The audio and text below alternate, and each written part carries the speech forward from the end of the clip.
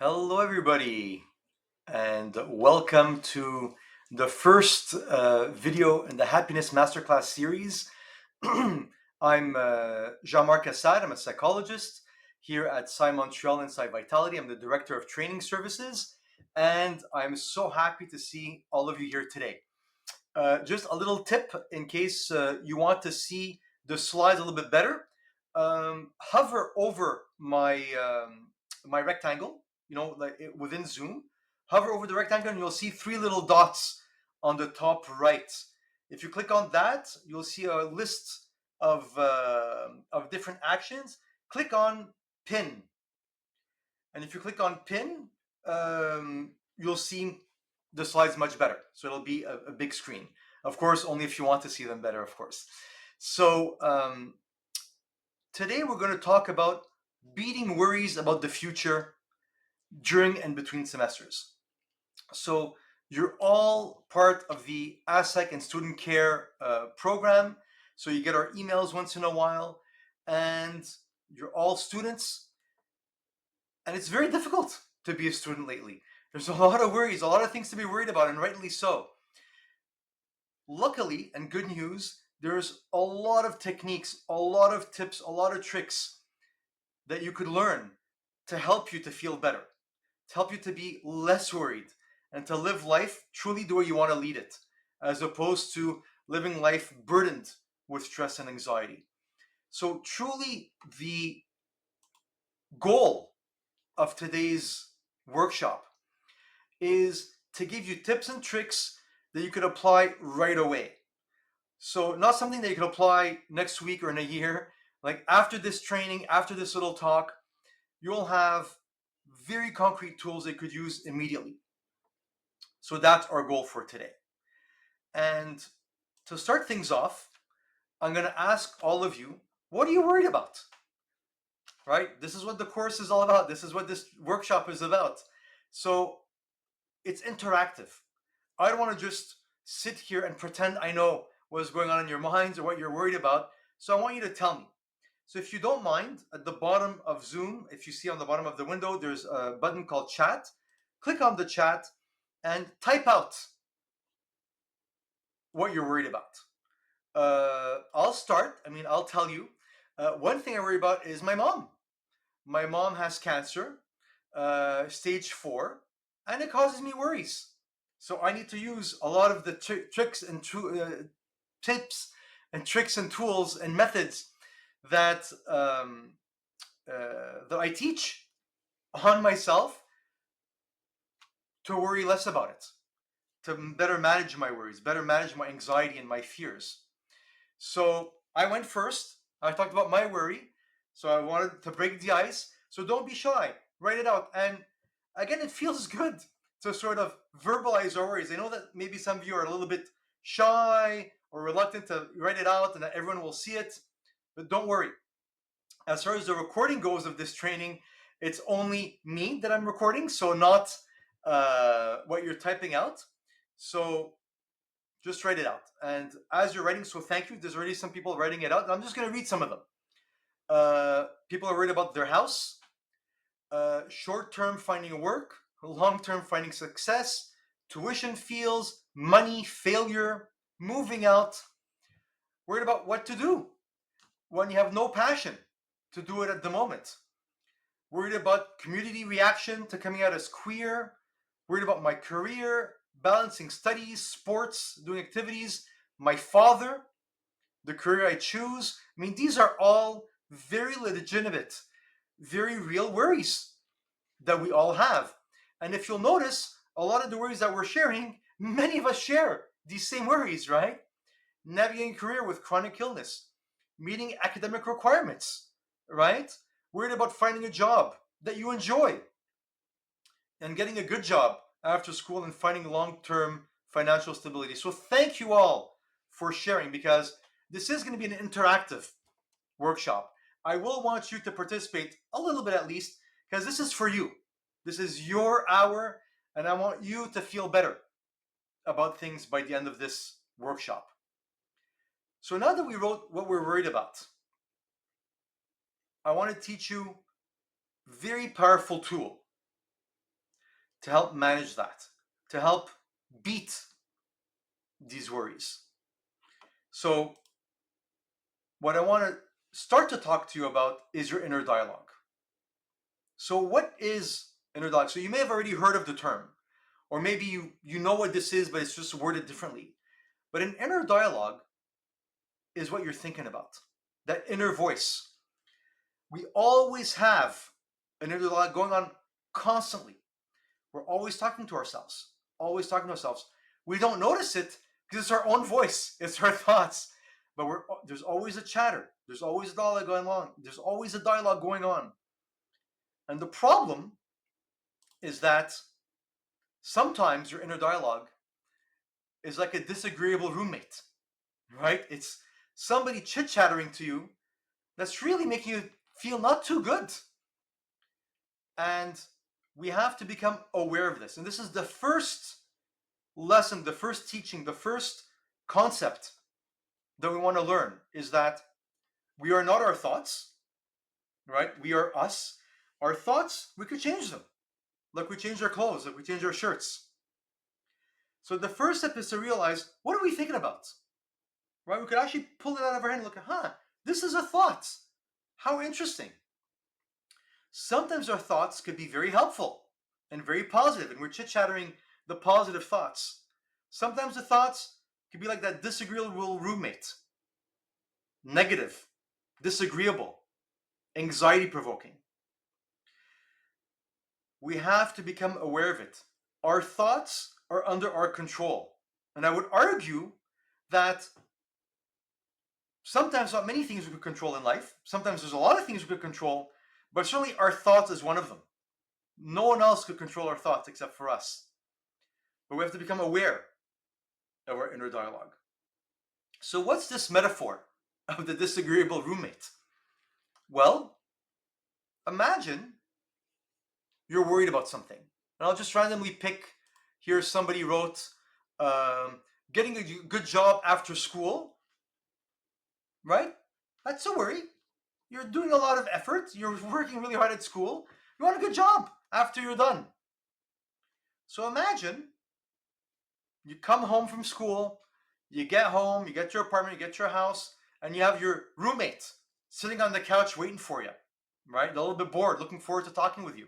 You sit down and you say, I'm a bit worried about getting a good job after school.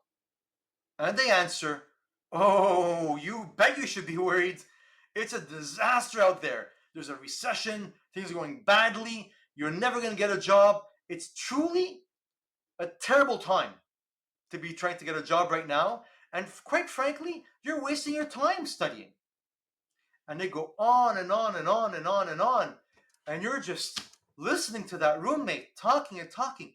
And you're feeling more and more terrible. And after they're done unloading on you, they leave and you're just sitting there with all those thoughts, all those words the roommate told you, and you feel terrible. You're worried, you're anxious, you're stressed. Well, guess what? That disagreeable roommate, sometimes it's us doing that to ourselves. It's our negative thoughts, it's our unhelpful thoughts beating us down until we can't handle it anymore. So the first step is to realize that we're thinking, that we're having this inner dialogue. And we don't want to be the disagreeable roommate to ourselves. So we want to move our inner dialogue from being harmful to being helpful. But it's hard to do. So this is not along the lines of think positive, right? Just stop thinking about that stuff. That's not very helpful. That doesn't work. You have to make an effort. But good news, in psychology, right? As therapists, we have tools we could teach you. And I'm going to teach you some of them right now to help you get your negative thoughts from harmful to helpful. So this is going to be a really important concept right now. We call it the cognitive model. So first, we have the situation. And that's what you all wrote, right? When I asked you, what are you worried about? Well, you told me about the situation. For example, my career, right? So I have a situation in my career and I'm not sure, right? There's jobs out there, maybe there's not. So there's a situation and it's causing an emotion. And that emotion is stress, right? That emotion could be anger or frustration, anxiety, right? So the situation is leading to an emotion. You could have the situation of you have a lot of academic requirements and you have to hand all that stuff on time. So there's a time pressure. That's the situation causing you stress, right? Somebody wrote they're worried about finding a job that they like. So situation is I don't have a job right now. I'm making applications. The emotion, stress, anxiety, worry. So here's the very, very true, scientifically proven reality of it all. Is that it's not at all the situation that's causing that negative emotion. It is not because you're having, to balance your social life and studies and making your parents proud that you're feeling stressed. It's not because you're worried, right? It's not because your father is not approving of your career choice that you're worried. It's not because people are telling you that the economy sucks, right? That it makes you stressed out. The situation can never cause a negative emotion. The reality is that the situation causes thoughts. And it's the thoughts causing the negative emotions. So you have a situation where you're worried about getting a job, right? The worry is the emotions. Situation is, I don't have a job. I'm finishing school soon. Well, it's not because you're finishing school soon and that you don't have a job that you're feeling stressed. It's the situation is leading you to have negative thoughts. It's those thoughts that causes the emotions. So what thoughts could we have? So let's all practice a little bit over here, because this is like watching a video on how to play tennis if you've never played tennis before. So you watch the videos, you watch a YouTube video, you're learning and you see people playing tennis, they give you tips and tricks, but then you have to actually get out there in a tennis court and practice to get better at it. So let's practice right now. So you all wrote the thing that's worrying you, the situation. We all wrote the situation. But now let's write the thoughts.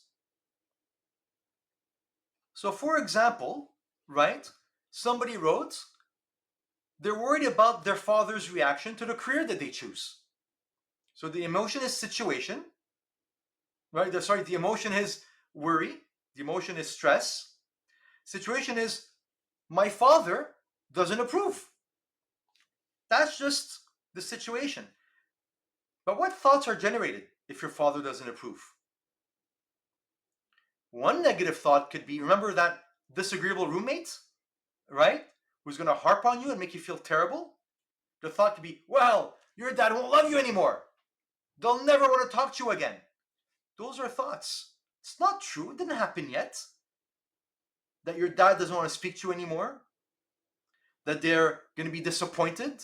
That they'll disown you. That they'll stop speaking with you. Those are just thoughts. They're ideas. But it's the thoughts that causes negative emotions.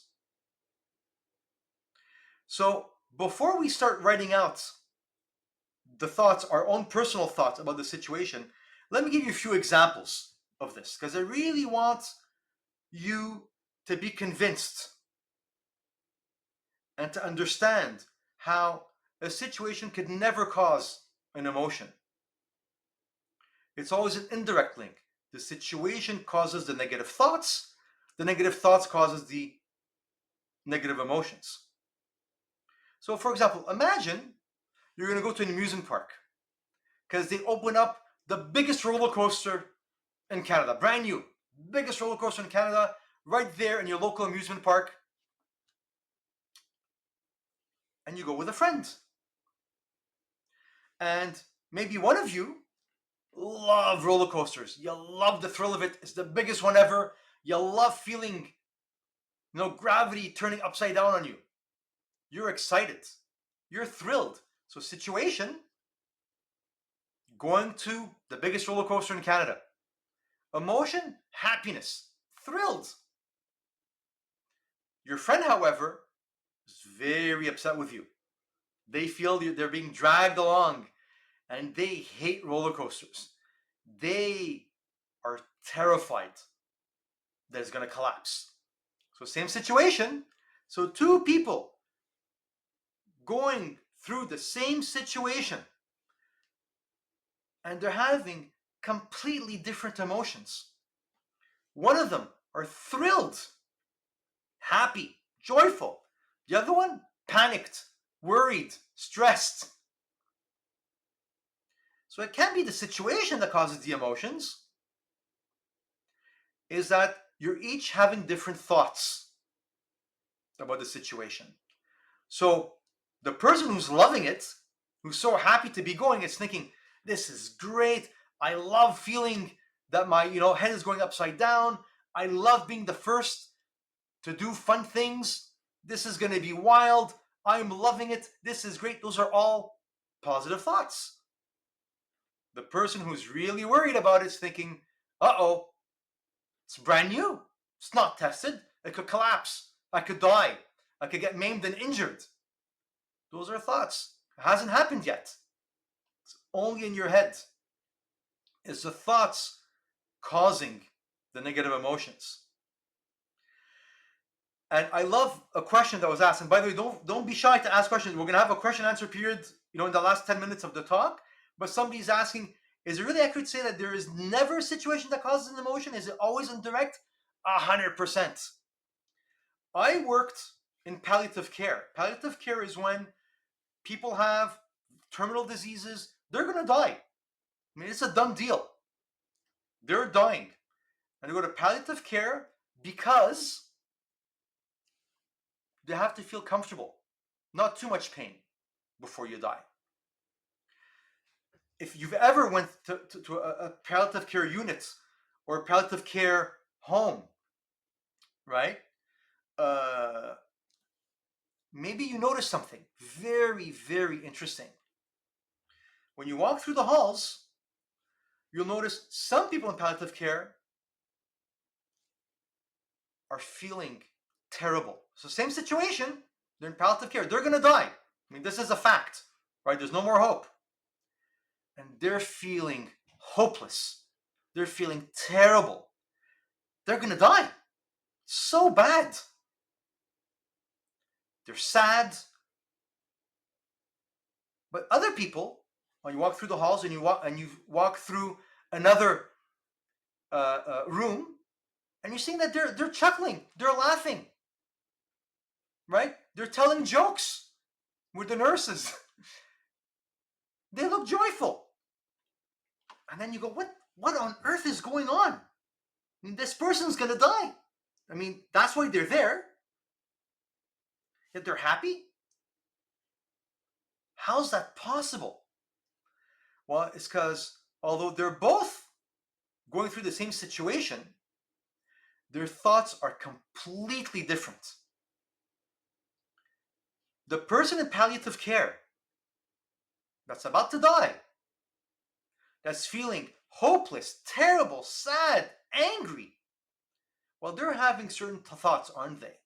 They're thinking, well, I didn't do everything I wanted to do in my life. This is way too soon. I had so many more things I wanted to do, so much more life I wanted to live. I'm leaving my friends and family behind. It's a disaster. And of course, with those negative thoughts, well, guess what? You're going to have very negative emotions. But what about that person chuckling with the nurses? It looks peaceful, almost Zen-like. But what are they thinking? Well, if we were to ask them, they'd say, well, it sucks I'm going to die. Would rather live much longer, but you know what? I can't fight what's going on.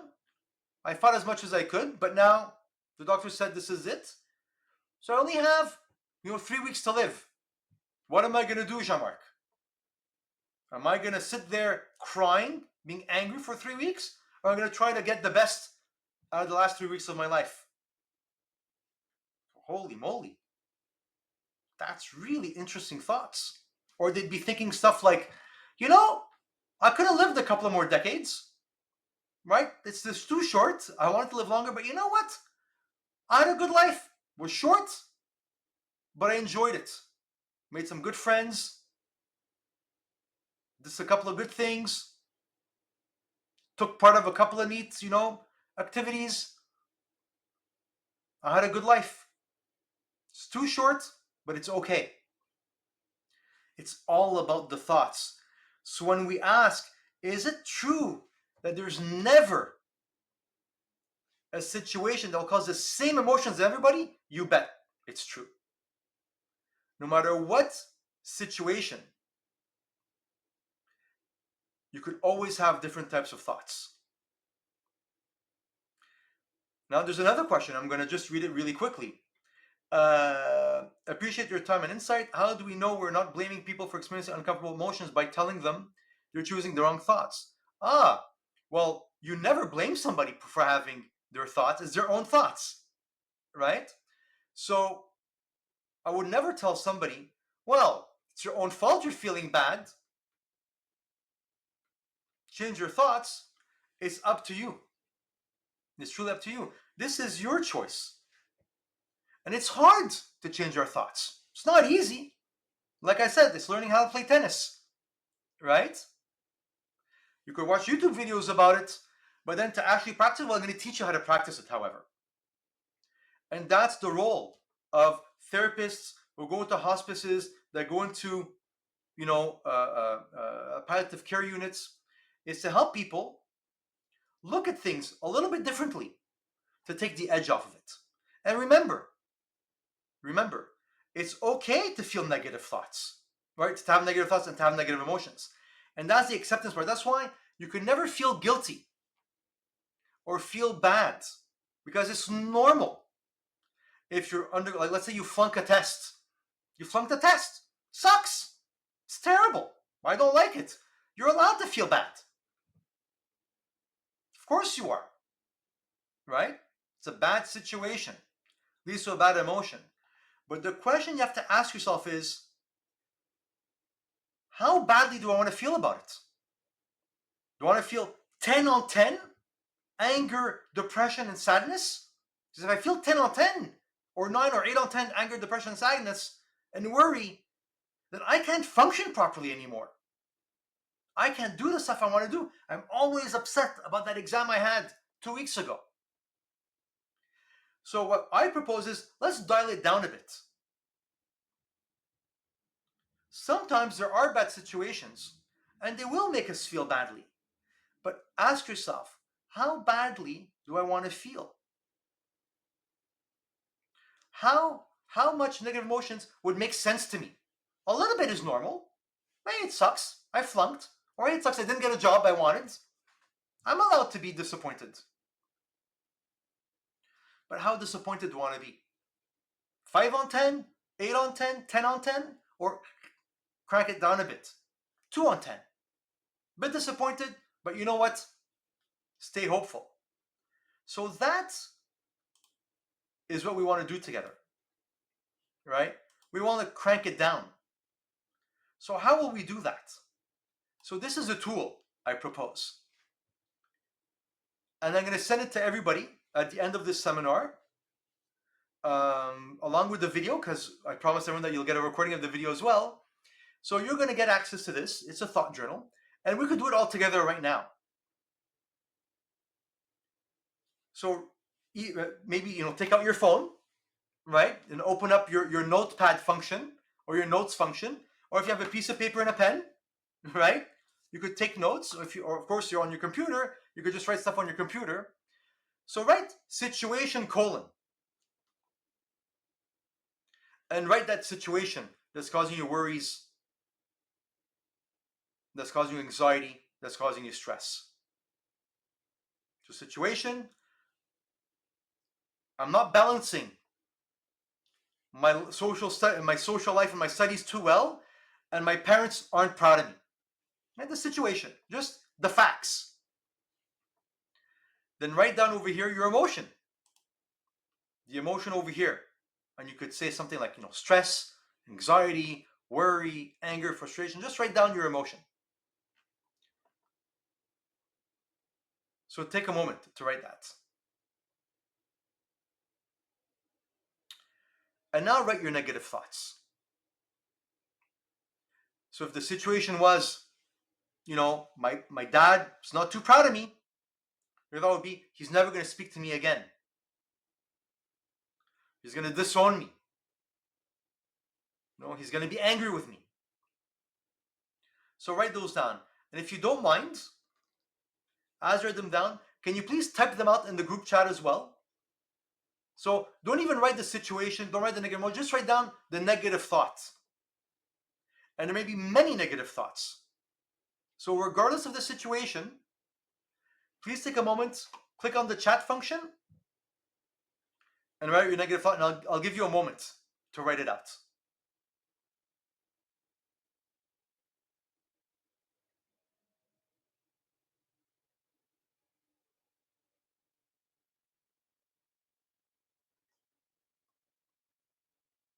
And of course, if you'd like to share it with the group,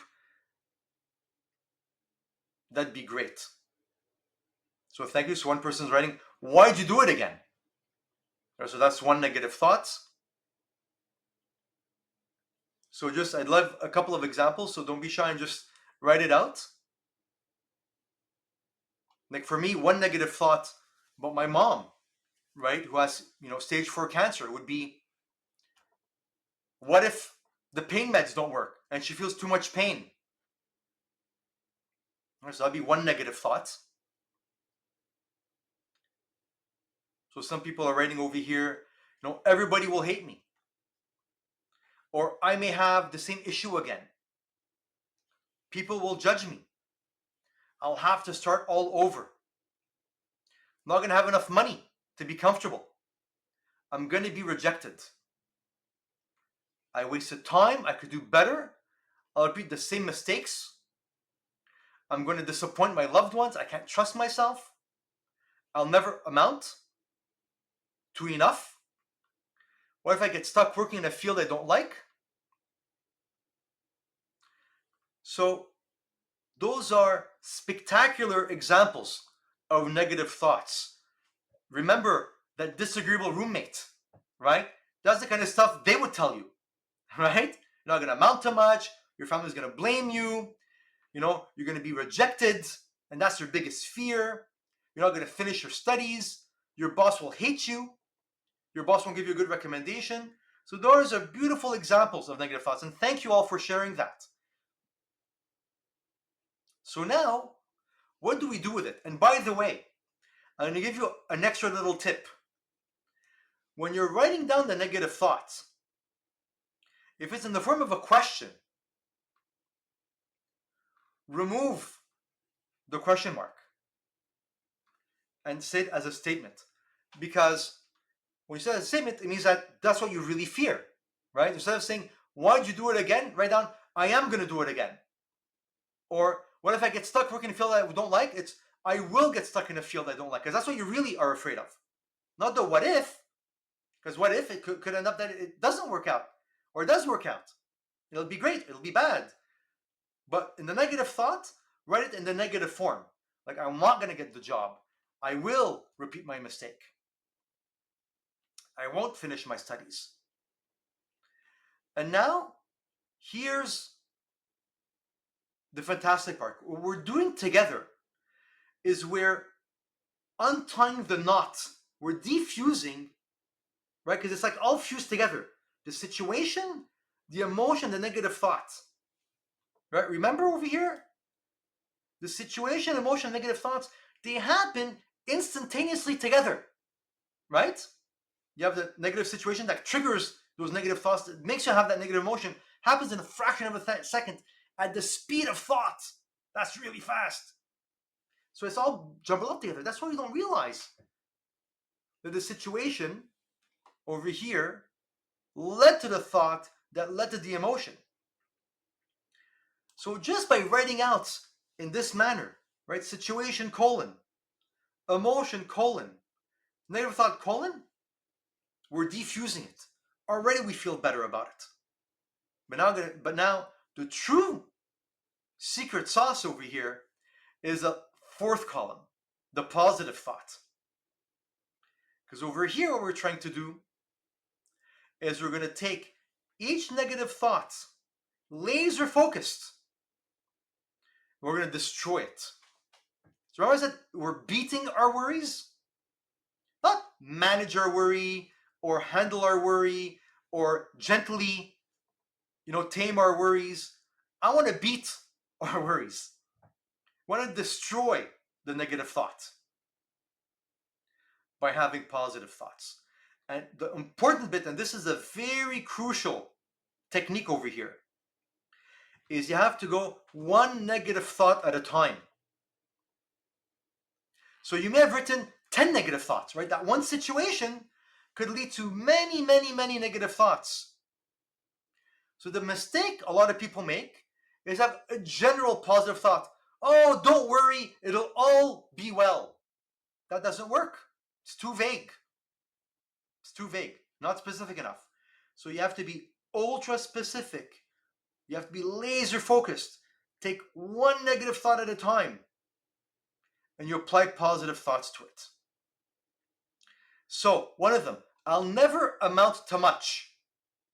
That's a nice, right? Destructive, terrible, negative thought, right? So I'm putting in the chat. I'll never amount to much. I'll never amount to enough. Negative thought. So let's find positive thoughts to it. And I'm going to give you a technique now, because finding the positive response could be difficult sometimes. So here's a really powerful technique. It's called the double standard technique. Now, let me explain it to you. The double standard technique is you would never verbalize the thoughts you're having towards yourself, so the thoughts that you're beating yourself up with, you would never talk that way to a close friend, right? Because you'd be a terrible friend. If you imagine if you were the disagreeable roommate, you were the one telling your friend, "Oh my God, you're never going to amount to much. Your family's going to blame you. You're going to be rejected, which is your biggest fear. You won't finish your studies." You would never tell that to somebody else. It's horrible, right? I mean, maybe if you want to tease them, right, a little bit, but if you really like your friend and you really want them to be happy and you want them to feel safe and to feel good, you would never verbalize the thoughts you're having to somebody else. And that's a double standard. How come we permit ourselves to talk to ourselves in a way that we would never talk to somebody else? We tell ourselves such negative, horrible, destructive things that would really crush somebody if we were to tell to somebody else. Imagine telling somebody else you'll never amount to much. No one would trust you. You are going to disappoint your loved ones. Woof! That's rough. That'll make them feel terrible. So what a double standard. It's okay to talk to ourselves terribly like that, although we would never verbalize it to somebody else. So the technique here is, ask yourself, what would you say to a friend or a loved one if they were in the exact same situation. So if you had a friend who was going through a rough time, right? They're sending their CVs, they finish their university, they're trying to get a job, no one's calling them back, right? You would never tell them you're never going to amount to enough. But what would you tell them? Well, maybe you'd say, hey, you know what? It is pretty bad what you're going through. It's tough. But don't lose hope. Keep on trying. You sent out 10 CVs, send out 20. Send out 30 CVs, send out 60. Just don't give up. Keep on trying. Eventually it's going to pan out. Wouldn't you say that to your friend? Right? Wouldn't that make them feel good? Why don't we tell that to ourselves? So that's the double standard technique. Talk to yourself as if you'd give advice to a good friend. And that, everyone, is showing empathy and compassion towards ourselves. That's the double standard technique. That's only one technique, by the way, out of 50. This is a happiness masterclass series. We're going to have many of these, right? But today we're focusing on a few. We'll see how much time we have but for the first one, we're working on the double standard technique, which is talk to yourself as you would talk to a good friend going through the same situation. So I'll take a moment, right? So now we all wrote our negative thoughts down, right? Pick one of them and ask yourself, what would I tell a good friend? Specifically to crush that one negative thought. So don't be vague. Don't say, oh, don't worry. No, say, hey, it's normal that you have to send out 10, 20, 30 CVs before finding the job that you want. You may not get the best job right away. Maybe a job that you don't like too much. But it's okay. Don't give up. You can still send your CVs after you get that job you like less and maybe move on to a better job. So be specific in your positive thought, in the advice you would give, and what you would tell the other person. So please, everyone, take a moment. Pick one of those negative thoughts, only one, because remember, I have to do it one at a time, but now just search for one of them and write down the positive response. If you don't mind, please write it out in the chat, because I want some examples. I want to see what you guys are writing.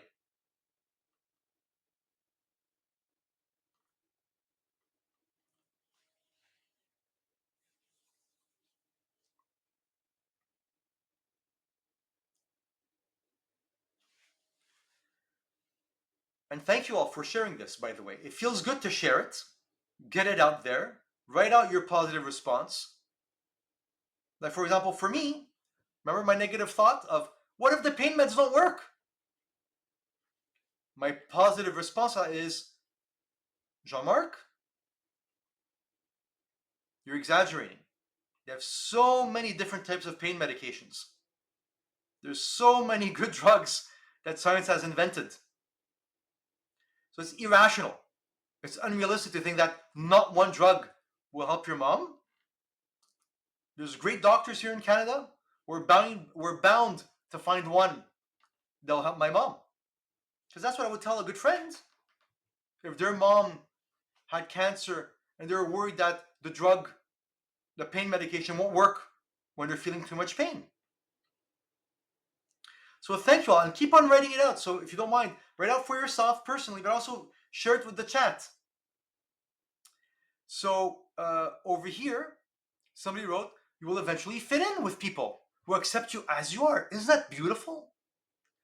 Isn't that talking to yourself with empathy and compassion? Right? Somebody else wrote, do your best effort to get better grades. Ask for help when you need it. Get a part-time job so you can feel less stressed about money. Right? Isn't that what you tell a good friend? Feel a little bit better about it?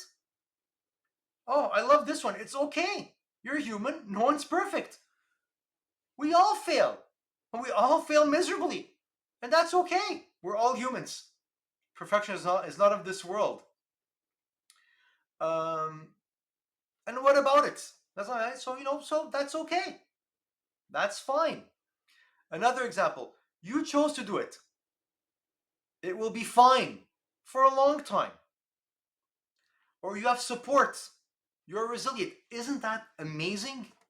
Isn't that talking to yourself with warmth and compassion and empathy? You still have time to find a job.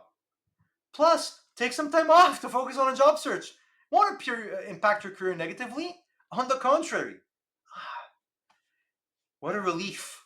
Makes me feel better about it. I thank my neighbor, my roommate now, right? It's not a disagreeable roommate anymore. It's the helpful roommate, right?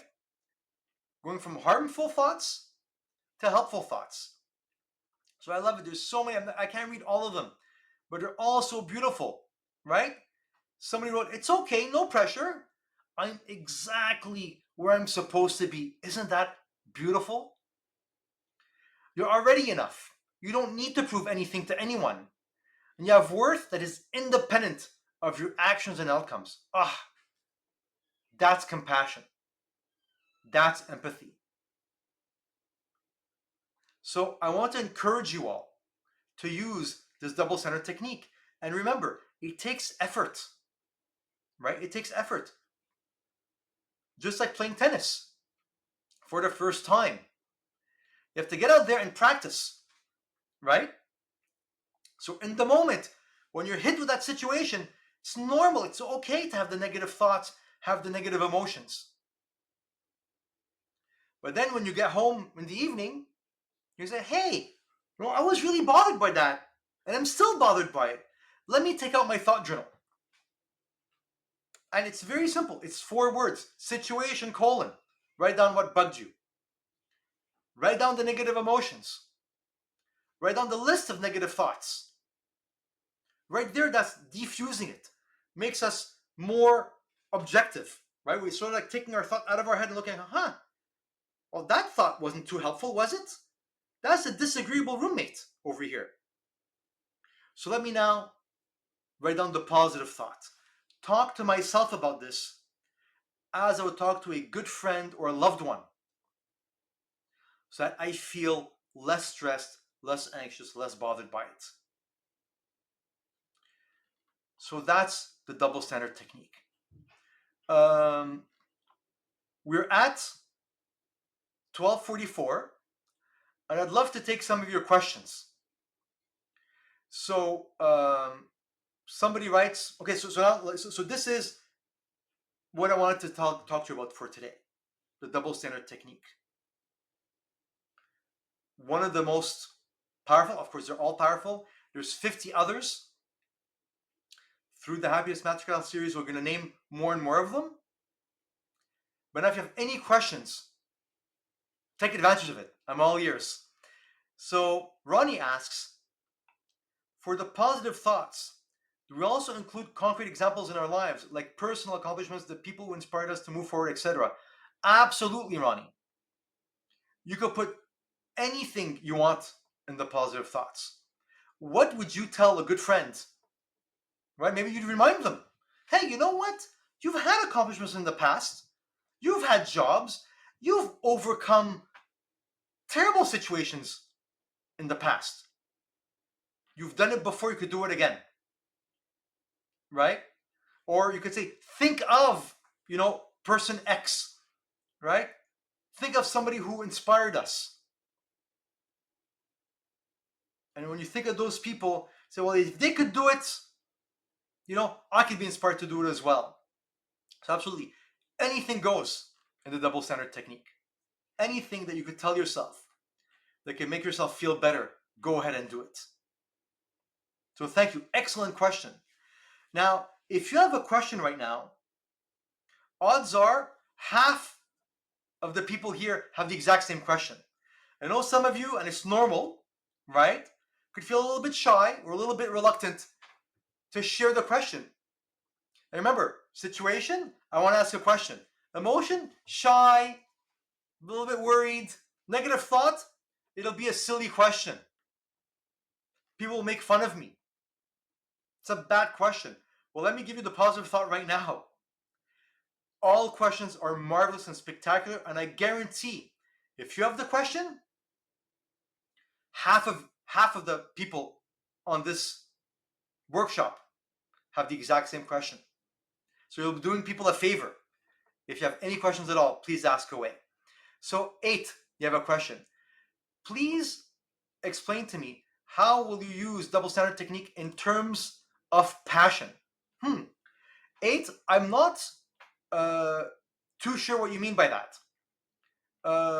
If you don't mind, can you just put yourself off a mute? Yes. Thank you so much. 8, please explain it verbally. What do you mean by that? Yeah. What I mean by that is when you ask first what was my situation, I know what I want to do. However, I don't have the passion to do it at that moment, and it's a repetitive. It's like every week, every day, it becomes months and years. So I'm just asking if will I be able to use a double standard in that kind of situation, or will I be able to assess it through a thought journal? Is it an emotion, a situation, or a thoughts? I really don't know where to put that. Oh, that's a great question, 8. And and again, there's 50 different techniques. So sometimes certain types of negative situations will be better served, and negative thoughts can be served with different types of tools. But certainly you could still use the double standard. And in different happiness masterclasses, we'll talk about different ways to increase your passion, because it depends. Maybe it's motivation that you need. And there's a lot of very powerful motivational tools we could give to ourselves. So that's one thing. But just for passion for itself, what would you tell a good friend? 8.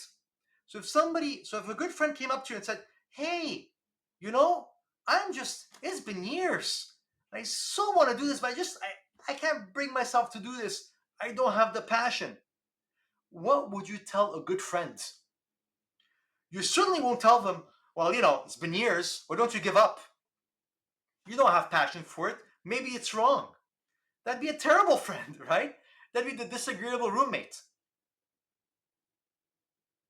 So what are some other things you could tell yourself? So 8, would you have any, if you don't have any thoughts, that's good, but what would you, just off the top of your head, what would you be able to tell a good friend who had the same problem? You actually got me thinking what to say, because right now I don't know what to say. Yeah, it's hard. It really is hard. And you could think about it and write it down. But some things, for example, could be, you know what? You don't have passion for it now, but you're able to build passion for anything. And there's tools to build passion. Maybe I could Google it. How to build passion for something. How to build motivation for something. Right? So I could look it up. I could find out. And that would be very empowering if I were to tell it to a good friend. Right? So if I had that problem, that I don't have passion to do something, and 8, you would tell me, "Hey, Jean-Marc, you know what? It's okay to not have passion for it now. There's clearly some negative thoughts you have about it, but I'm confident that if you put your mind to it and you do some research and you Google it, you could find out how to build passion." And there truly are. And again, there'll be other happiness masterclasses. You could certainly see it.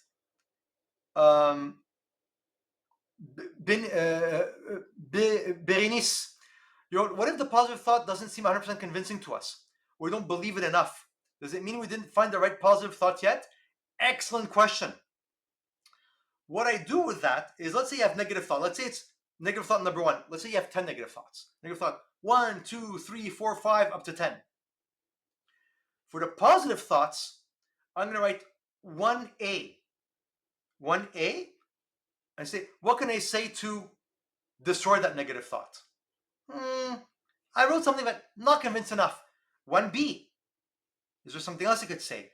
1C, 1D, 1E. So in other words, I will have to find many, many, many things to tell myself about the negative thoughts to crush it.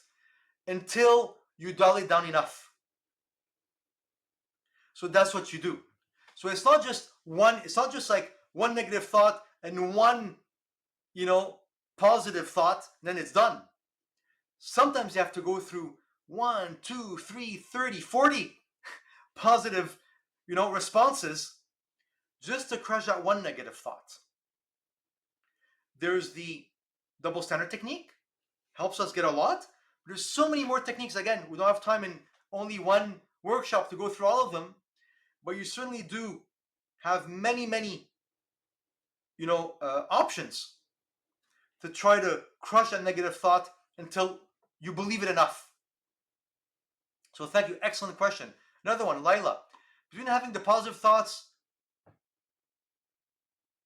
no, between having the positive thoughts and apply them, in theory, is it okay? But in the real situation, it's not easy. Absolutely. So applying the positive thoughts is difficult. And this is why I mentioned this is like playing tennis. You have to practice. And even coming back to Beneris, your question of, well, what if I don't believe it enough? Well, guess what you do? You keep on doing a thought journal every day on the same situation, the same negative thought, and over again. You write down the same positive thoughts, right? Because the more you think about the positive thoughts, the positive responses, the more you chip away that negative thought. And literally, you're changing your brain when you do it. It requires repetition. But we did studies, not me personally, but people in Montreal, actually, but people in the rest of the world, right? Neuroscientists do studies where they scan people's brains before and after doing cognitive therapy. And it actually reconnects neurons in a more positive way. It changes the structures of certain brain structures, right? It changes their structure to be healthier and more positive. So sometimes at the first go, day one, I don't really believe it. It's okay. Keep on finding more and more positive thoughts. Every day, redo the thought journal. And you're slowly reconnecting the neurons in a more positive way. Somebody writes, tips to get to that positive space faster. I feel like I sink into negative thoughts for too long. Absolutely. It's very normal that when you get those negative situations, you slip into that negative space and it could persist for hours or even days, if not weeks. So as you practice more and more, you break out that thought journal, you write it out. And at first, you may not do anything. Sometimes I'll tell my clients, it's like taking, M&Ms for a headache, right? You're taking an M&M pill thinking, but headache doesn't go away, right? Same thing with the thought journal. You do the thought journal once, didn't help. Thought journal the second day, still didn't help. Third day, still didn't help. This is very normal. But keep on doing it over and over and over again. Because eventually the neurons start reconnecting in a more positive way. It becomes easier and easier. And the more you do it, the less frequent those negative thoughts will come to you. And when they do come to you, they'll last for less long. So that's the beautiful thing about this ongoing practice. Again, it's like learning how to play tennis. It's not here, do this once, you're cured. It requires training. Another question, how did you bridge positive thinking with the real world where opportunities are gate-kept by external forces? You're absolutely correct. Sometimes, just like the people in palliative care, right? There are real challenges. There are real problems, right? There are some jobs you can't get right out of school. Or there's certain gatekeepers that won't let you go through. So again, you write down your negative thoughts about it. What's making you feel sad or depressed or anxious or worried about those gatekeepers? Keep you away from your opportunities. And that's your disagreeable roommate. Those are all the negative thoughts. that make you feel terrible about it. Then ask yourself, well, what would I tell a good friend? Would I tell them, well, the world sucks and there's real opportunities being kept to you in real life, and you know what, you're never going to get through them, and on and on and on, and you're going to feel terrible about it. So be the warm, compassionate, empathetic friend. Well, say, you know what, it does suck that there's some opportunities being kept away from you, but you know what? Sometimes life sucks. Sometimes bad things happen. And I want to go through those, not at 8 on 10 upset, maybe just 2 on 10 upset. I'm going to be a little bit upset, but I have to keep on going. Because when I keep on going in a more positive mind frame, I'm better able to take advantage of the other smaller opportunities that may be coming my way. So, great question. Another question. If somebody's thanking for Eight's question, I have a similar question about passion and motivation. So, great, Mo. I hope it answered it. Hope it answered it. And last question. Oh, over here, Parnian.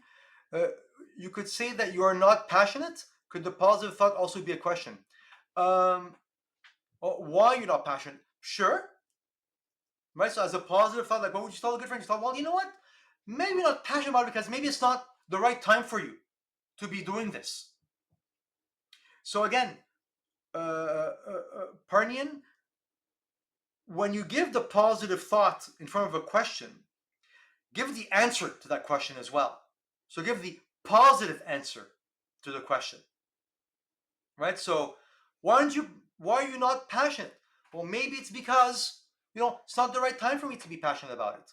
Or it's because I'm not putting enough effort right now to be passionate about it. But if I were to choose to put more effort into it and find and get some help, maybe I could be passionate about it. So it's stuff like that you could do. Mo, you're writing, another option could be to suggest accompanying helping them achieve the goal. So for ourselves, it would be translated to asking for help or asking a friend. Mo, brilliant. Right? Because isn't that what you tell a good friend? Say, hey, you know what? You're not alone out there. I can help you. Well, say that to yourself. You're not alone. There's people around you. Get help from your family. Get help from your friends. It's terrible if you don't ask for help by other people. And frankly, as you know, I'm a psychologist. That's what we do, right?